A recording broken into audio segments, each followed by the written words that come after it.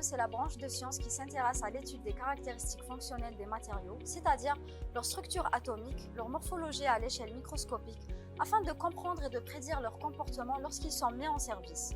C'est grâce à cette filière que l'on peut développer des produits de haute qualité, de haute performance et de prolonger leur durée de vie. À l'issue de cette formation, un ingénieur en génie des matériaux est en mesure d'élaborer, voire de créer des matériaux qui répondent à chaque besoin en termes de propriété et de coût.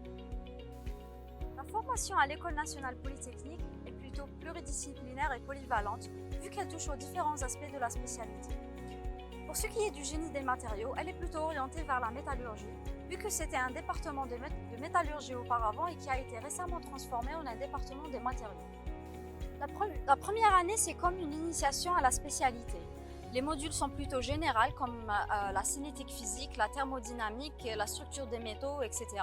À partir de la deuxième année, le programme devient de plus approfondi et les modules deviennent plus intéressants comme la cristallographie, le traitement thermique des alliages métalliques, la corrosion, etc.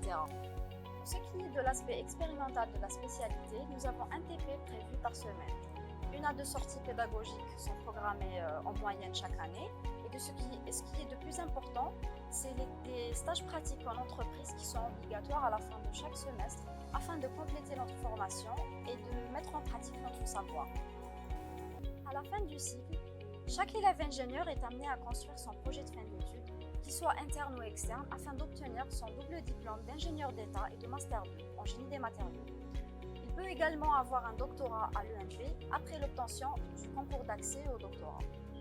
L'avantage de cette spécialité, c'est qu'elle offre plein de débouchés, d'autant plus que les matériaux sont présents dans toutes les industries. Un ingénieur en génie des matériaux a le choix de s'orienter vers le monde de la recherche ou bien de suivre une formation complémentaire afin de se spécialiser dans l'un des domaines de la science des matériaux comme la fonderie, la corrosion ou bien le soudage, etc. Il est même possible de se réorienter vers un autre domaine carrément. En effet, tous les secteurs en développement, comme ceux du biomédical, de la nanotechnologie et de l'aéronautique par exemple, cherchent toujours les compétences des ingénieurs en génie des matériaux.